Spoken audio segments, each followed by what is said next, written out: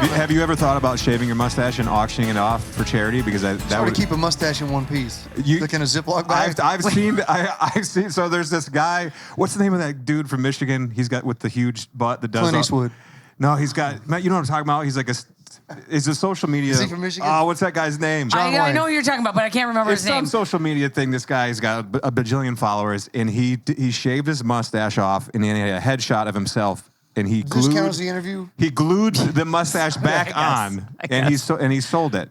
You could do this. Riley, I'm sorry. Do it. Yeah. I apologize. You could do that. Okay, yeah.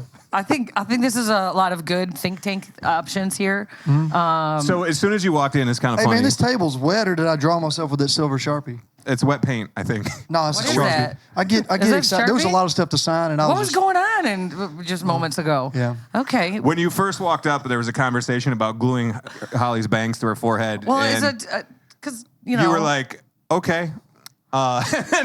And then turned around and it's left. a weird and I go, look, this is Riley and ours relationship. It's always people think that it's weird, but this is just how It probably how we comes connect. off as like I don't like y'all, It's how we connect. Well, that's actually what we think.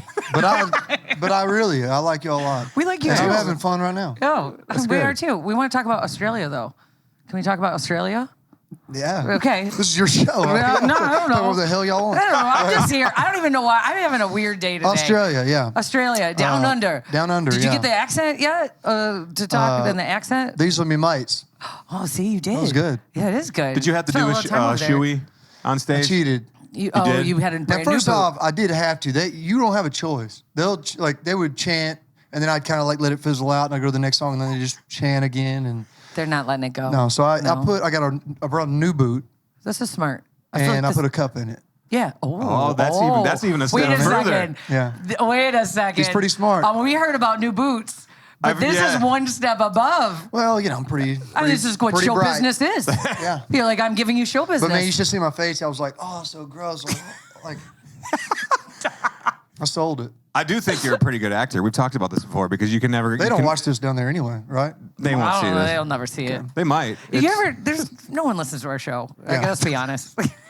it's I always fair. go back and watch them after to see if it was like I thought it was. Really? Every time. Every time. Yeah. Every time, huh? It's Is it as exactly good as the you same. thought it was? Or Yeah, it's great. Just as I wouldn't look change good. Last anything. time we saw you was Faster Horses. Yeah. Yeah, I remember that. Yeah, me too. Have you ever seen Michigan. have The you? guy with the big butts from that Listen. you're talking about, Clint Eastwood. This is Holly is Chris Farley in the old SNL skit. Do you remember this where he's like She lives in a van by the river? No, he's an interview person like us, and he's Oh, like, he's real nervous. do you? And he's like do you sweaty. Remember, do you remember that time, Riley? Yeah, you that remember We that? went to You Australia. went to Australia. That's me. Yeah, you was remember awesome. that? That was cool. That's what's He happening. was, That's how he our was even interviews like go. John Lennon or somebody in that skit. Yeah. Yeah. Do you feel like that's how our interviews? I don't think that's real. What? That's how our interviews are with Yeah. you. This is great. great. It's a good interview. Well, y'all really get it At out some of me. point, we'll talk about the music. What music? I don't know. You do This is- music?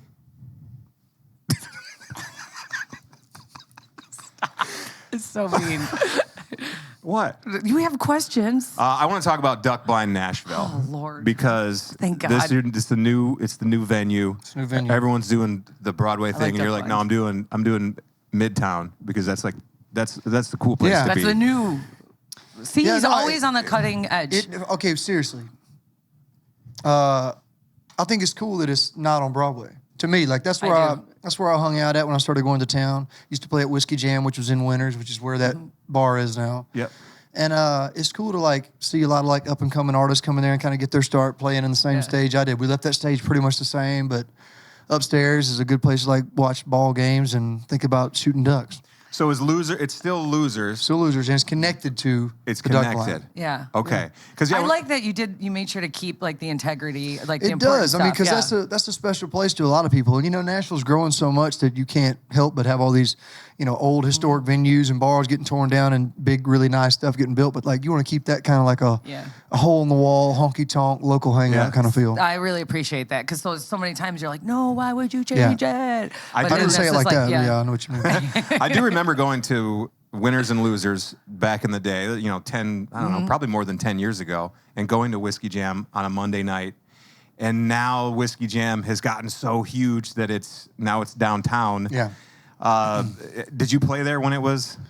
Oh yeah. Several times. I think everybody did. Honestly, everybody played at Winners at some point, and that was, you had to get there early or you couldn't get in. And they're still doing. Ray's Rowdy's doing some stuff there now, but it's still the same kind of thing. A lot of up and coming artists and songwriters get to go in there and tell their story about their songs, and that's what drew me to Nashville. I guess when I started going up there was the songwriting and the stories of how they came up with the stuff they did. Do you think as Nashville expands and it's like Broadway, that crowd keeps getting bigger and now it's getting out to Midtown? Where's the next spot that's like the spot where not a lot of people know about yet? I don't know, but I'll find it. This is fortune telling. I'll find it. I think that Midtown's always gonna be a while before that gets like a Broadway feel to it, because Broadway is like, it's a spectacle, man. It's something you got to go see. Everybody's got to go down there a time or two and experience it. But it's a completely different vibe over there in Midtown. I don't think you could walk down Broadway anymore, especially with all the bachelorette parties. Me? Yeah. Oh, he can't walk down the you can't walk anywhere. The women are right? just insane. If you walk down Broadway, the bachelorette parties they'll not be able to handle this. One time, before I bought my place in Nashville, I stayed at the Graduate. Y'all know about that place? No. Well, I didn't either, but I came off the elevator and it was like, I could hear it. It was so blonde and bright. It was just like all these girls in pink. It was like thousands of them down there. Yeah. And it made me nervous. I just shut the door, went back up to my room. Really? And I called my buddy and I was like, dude, what's the deal? What's going on? And he said, that's like the bachelorette spot. That's where they stay. And I just didn't know that. Brian, I don't think you could get through a Broadway bachelorette situation without being accosted. Well, I'm honestly, I don't know if I'd want to. Right? Sometimes you want to get accosted. Sometimes you don't. True. Yeah. We just, let's talk about the Damn Country Music tour. Why not? Yeah, that's going to be great. Well, we touched on it because you were just my in tour. Australia. Yeah. This is your tour. Yeah. Y'all should come out. I think we were going to. Okay. We're going to get a little taste of it at Stars and Strings. Just a little bit. Just a little bit, yeah. Just a little tad. Man, it's going to be fun. We're taking Ella back out, Drake White, Jake Worthington, several up-and-coming artists that I'm a big fan of.